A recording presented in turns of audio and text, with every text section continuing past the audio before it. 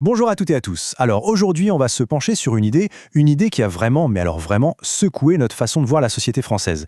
Et si les classes sociales, telles qu'on les connaissait, avaient tout simplement disparu après la Seconde Guerre mondiale? C'est une théorie forte qui a durablement marqué la sociologie. Allez, on décortique ça ensemble. Voilà, la grande question est sur la table. Est-ce que ces fameuses classes sociales se sont évaporées? Pour tenter d'y voir plus clair, on va remonter le fil de l'histoire étape par étape. Alors, pour bien comprendre cette transformation, voici notre plan de route, en 5 temps. D'abord, on va regarder d'où on part, la société de classe. Ensuite, le grand tournant, la révolution des 30 glorieuses. Puis, on verra comment ça a donné naissance à une immense classe moyenne. Quatrième point, la fin des grands conflits sociaux. Et enfin, on verra comment l'État a en quelque sorte officialisé tout ça avec une nouvelle grille de lecture. Allez, première partie, une société de classe. C'est notre point de départ. Parce que pour vraiment mesurer le changement, il faut comprendre ce qu'il y avait avant. Et avant la guerre, la France, c'était une société où les classes sociales, c'était du solide, du concret, avec des frontières bien marquées. D'ailleurs, ce concept de classe sociale, d'où est-ce qu'il vient? Il est très inspiré de la pensée marxiste. L'idée, c'était quoi? C'était de voir la société comme un terrain d'affrontement, une lutte permanente entre des groupes. Chaque groupe avait sa propre conscience de classe, ses propres intérêts à défendre. C'était vraiment la grille de lecture dominante pour analyser la société de l'époque. Et puis arrive le grand chambardement. Deuxième partie, la révolution des 30 glorieuses. Honnêtement, c'est l'incroyable moteur du changement. Ces 30 années, juste après la guerre, ont agi comme un véritable tsunami économique et social. Elles ont tout balayé, tout changé et complètement rebattu les cartes.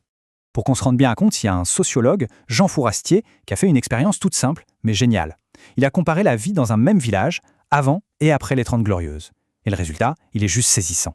On passe d'une France de paysans et d'ouvriers à une France de services, où le tertiaire représente plus de 80% des emplois. Le niveau d'études grimpe en flèche et tout le monde, ou presque, se met à consommer et à s'équiper. C'est une révolution du quotidien. Bien sûr, tout ça, ça ne s'est pas fait par magie. Ça a été accompagné par des décisions politiques super importantes. Pensez-y, en 1945, on crée la sécurité sociale. C'est énorme. Ça veut dire qu'on est protégé contre les coups durs de la vie. Et puis en 1950, on instaure le SMIG, qui deviendra plus tard le SMIC. L'idée, c'est de garantir un salaire minimum qui augmente avec les prix. C'est un filet de sécurité qui change tout. Et le moteur de tout ça, c'est une économie qui tourne à plein régime. Imaginez une croissance moyenne de 5% par an. Le chômage, on n'en parle quasiment pas, c'est le quasi-plein emploi. Et c'est cette richesse qui se diffuse. Le pouvoir d'achat explose, tout le monde s'achète une voiture, un frigo, une télé, le salariat se généralise et les modes de vie, que l'on soit cadre ou ouvrier, commencent sérieusement à se ressembler. Bon, et alors quelle est la conséquence de tout ça? C'est simple. Les vieilles barrières entre les classes deviennent de plus en plus floues. Une nouvelle forme de société se dessine, avec en son cœur une gigantesque classe moyenne. Voilà une phrase inspirée par le grand sociologue Henri Menras qui résume parfaitement cette idée. Pour lui, c'est devenu obsolète d'analyser la société en termes de classe. Pourquoi? Parce que l'émergence de cette énorme classe moyenne a tout simplement brouillé les pistes. L'ancien logiciel d'analyse ne marche plus. Et pour qu'on visualise bien cette nouvelle société, Menras a une image géniale, la toupie. Oubliez l'image de la pyramide, très rigide, avec les riches en haut et les pauvres en bas. Non, pensez plutôt à une toupie, beaucoup plus large au milieu. Cette toupie, elle est faite de ce qu'ils appellent des constellations. Au centre, il y a la plus grosse, la constellation centrale. C'est ça, la fameuse classe moyenne. Et elle est si importante qu'elle attire tout le reste vers elle, comme un aimant. Au sommet, on a une petite constellation d'élite, et tout en bas, une frange de pauvres.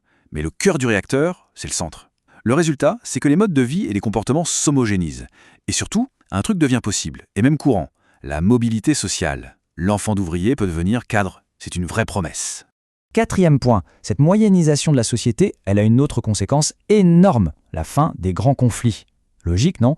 Si tout le monde se ressemble un peu plus, les raisons de s'affronter diminuent. La grande conscience collective de la classe ouvrière, par exemple, commence à s'effriter. On passe du nous au je. Et ça, ce n'est pas juste une impression, les chiffres sont là pour le prouver. Regardez le nombre de grèves. Alors, oui, il y a l'énorme pic de mai 68, bien sûr, mais si on met ça de côté, on voit bien que la conflictualité s'effondre après les années 70. Et le syndicalisme, qui était le porte-voix du monde ouvrier, perd forcément en puissance. Le monde a changé. Et on arrive à notre dernière étape, la nouvelle grille de lecture. Parce que face à cette société transformée, même l'État a dû s'adapter. Il fallait trouver une nouvelle manière de classer les gens, une manière qui ne parle plus de lutte des classes. C'était l'heure d'acter le changement. Et cette nouvelle manière, c'est la fameuse nomenclature des PCS, les professions et catégories socio-professionnelles. Et là, on change complètement de philosophie. Fini le vocabulaire du conflit. Les critères deviennent techniques, presque administratifs. Quel est votre niveau hiérarchique? Êtes-vous salarié ou indépendant? Dans quel secteur travaillez-vous? C'est une classification neutre, descriptive. Et là, on voit bien le fossé entre les deux visions. D'un côté, l'analyse de Marx, avec des groupes en conflit, une conscience collective très forte et des frontières quasi infranchissables. Et de l'autre, cette nouvelle analyse, inspirée d'un autre sociologue, Max Weber, qui voit la société comme une hiérarchie de strates. Il n'y a plus de grands groupes unis et en lutte. D'ailleurs, le sentiment d'appartenance à sa PCS, il est très faible aujourd'hui, parce que ces catégories regroupent des gens qui vivent des réalités parfois très très différentes. C'est un changement de paradigme complet. Voilà, on arrive au bout de ce parcours. La thèse de la fin des classes sociales, avec cette belle image de la toupie de Mandras, a été extrêmement puissante pour décrire la France des 30 Glorieuses. Mais la question qu'on doit se poser maintenant, c'est aujourd'hui, avec la montée des inégalités, le sentiment de déclassement, est-ce que cette toupie tourne toujours aussi rond? Est-ce qu'elle décrit encore bien la société française? C'est une question qui, aujourd'hui plus que jamais, reste entière.